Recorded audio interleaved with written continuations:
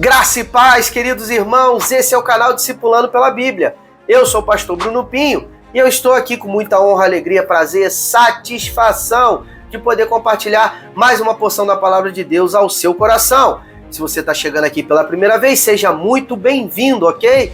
Esse canal aqui ele tem uma missão muito bem definida, meus queridos irmãos. É o quê? É gerar uma cultura de leitura bíblica diária ao seu coração. Por quê, pastor? Porque nós cremos que a palavra de Deus é poderosa para dar destino e mudar o coração do homem. Se você entende que esse tipo de conteúdo é relevante, então já vou te pedir aqui, é de graça, não custa nada. Curte, comenta, compartilha, segue o canal para você não perder nenhuma porção da palavra de Deus, ok? Estamos juntos? Então, queridos irmãos, nós estamos aqui no propósito da pegada de ler a Bíblia inteira, de Gênesis a Apocalipse, de janeiro a dezembro. Então nós estamos juntos aqui nessa toada e nós já chegamos aqui no primeiro livro de Reis.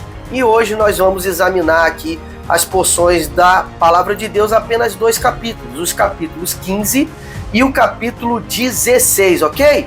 Vamos juntos, vamos começar? Na porção de hoje nós começaremos a ver uma nova dinâmica nos reinos divididos, os reinos de Judá e o reino de Israel.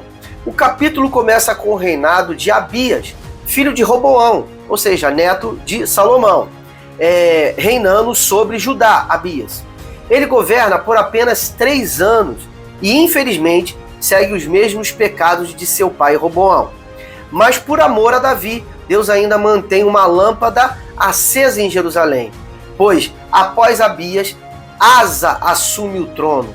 E aqui vemos um rei que começa a buscar a fazer aquilo que era reto diante dos olhos do Senhor. Então, ali depois de Salomão, no seu final, ter uma queda, um declínio, né? E começar a idolatria dentro do reino de Israel, né? Aí nós vemos Roboão, seu filho, tomando o caminho da idolatria, levantando altares, divindades, imagens dentro de Israel. E aí vem Abias, segue o mesmo caminho de Roboão, mas aí a partir do momento da destituição de Abias, vem o rei Asa. E esse é o momento de virada ali em Israel. Por quê? Porque Asa acaba reinando por 41 anos sobre Israel. E ele é lembrado pelo seu compromisso com uma reforma espiritual dentro das regiões de Judá e de Benjamim. Ele começa removendo os ídolos, ele expulsa os prostitutos cultuais, exatamente, existiam cultos de prostituição. Olha o nível moral que chegou a Israel. Então ele acaba expulsando, ele acaba derrubando, removendo e até destitui a sua avó, Maacá, da posição de rainha-mãe sobre Israel, tudo por causa da idolatria, tudo porque ela era uma daquelas líderes, né?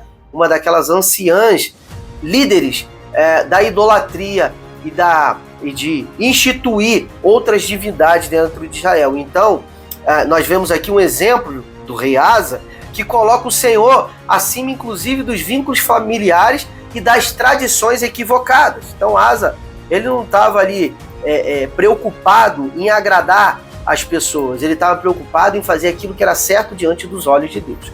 No entanto, Asa também enfrenta alguns desafios. Para conter Baassá, rei de Israel, aí Baassá já é rei de Israel, o reino do norte. Ele recorre a uma aliança com Ben-Hadad, rei da Síria, quer dizer, alguém que não era para ter se aliançado muito bem. Essa decisão mostra que mesmo reis piedosos, né, que confiam no Senhor, eles podem acabar falhando ao confiar em alianças humanas e estabelecer tipos de alianças que não são muito boas e muito agradáveis aos olhos de Deus. Enquanto isso, no reino do norte, Baassá assume o trono para matar Nadab, filho de Jeroboão. E, infelizmente, ele continua no mesmo caminho do pecado, após assumir o trono, Baassá, do caminho do pecado e no caminho da idolatria no reino do norte. A palavra de Deus é liberada contra a sua casa, e assim como foi Jeroboão. Esse capítulo nos mostra que decisões espirituais têm impactos duradouros. Temos que ter muito cuidado com isso. Quando falo duradouros, pode ter impactos geracionais. Que possamos ser, então, queridos, como Asa, que possui um zelo, assim, um zelo muito forte pelas coisas do Senhor, mas que também possamos ser vigilantes para não cair na tentação de confiar em tudo aquilo que procede do coração do homem. E já para o próximo capítulo, veremos o desenrolar de uma sequência sombria de reis em Israel. Um capítulo marcado por instabilidade, idolatria e juízo. E o capítulo 16 começa com o juízo de Deus sobre Baasa, rei de Israel, reino do norte. Por quê? Por seguir os pecados de Jeroboão, seu pai. O profeta Jeú, ele anuncia que a casa de Baasa seria completamente também exterminada. E mesmo com esse alerta, após Baasa morrer, o seu filho Elá assume o trono e acaba seguindo pelo mesmo caminho do pai, ou seja, é uma linhagem, é um tipo de povo obstinado, que acaba ouvindo uma sentença, acaba ouvindo uma profecia, e não há quebrantamento, eles continuam pelos mesmos caminhos de idolatria. E então, o seu reinado, no entanto, é muito curto, o reinado de Elá, já estamos falando ali do filho de Baasa. Ele é curto. Zinri, um de seus oficiais de Elá, ele se rebela e acaba matando Elá. Zinri acaba reinando apenas 7 dias, olha a situação.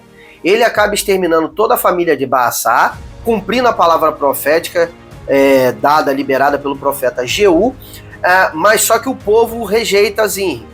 E aí o povo acaba escolhendo Onri, comandante do exército, como o novo rei de Israel. Olha o nível de sucessão. E que, enquanto isso, o rei Asa, que tinha sido lá no Reino do Sul, ele tinha colocado no trono e ele estava de forma estável.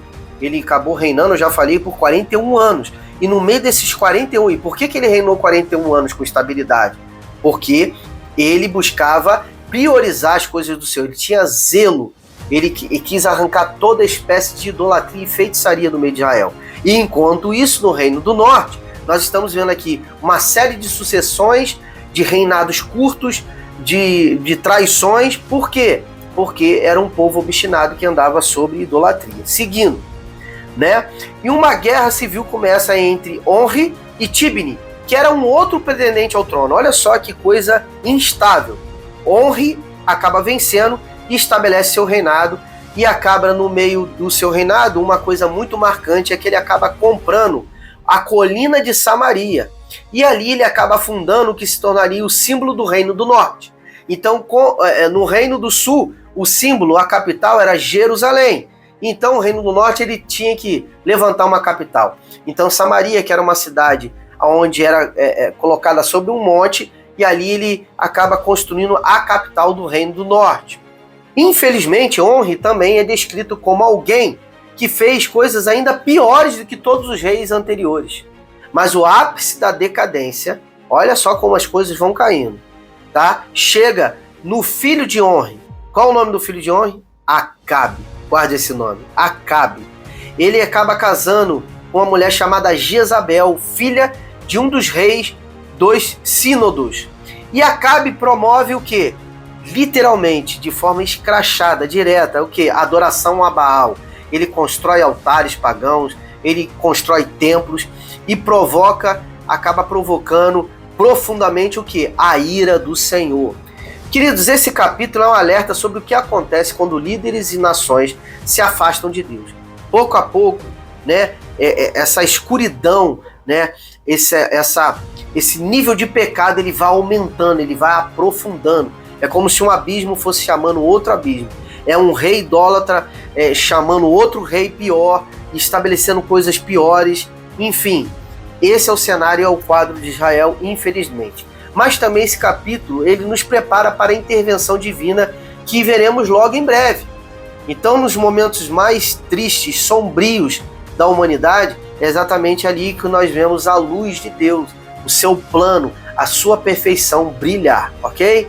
Que os nossos corações possam permanecer fiéis ao Senhor, mesmo em tempos de trevas profundas, pois certamente nós veremos que um abismo chama outro abismo, então nós precisamos estar com o nosso coração aberto e disponível para que o Senhor trabalhe em nossas vidas. E aí, gostaram do conteúdo de hoje? Esse vídeo acabou edificando de alguma forma, de alguma maneira o seu coração? Então eu te peço aqui humildemente, ao final desse vídeo, curte, comenta, compartilha, segue o canal para não perder nenhum tipo de conteúdo, ok? Então, aqui chegou a hora de me despedir de todos vocês, deixando a graça e a paz do Senhor Jesus e dizer que amanhã, se assim o Senhor permitir, teremos muito mais. Shalom!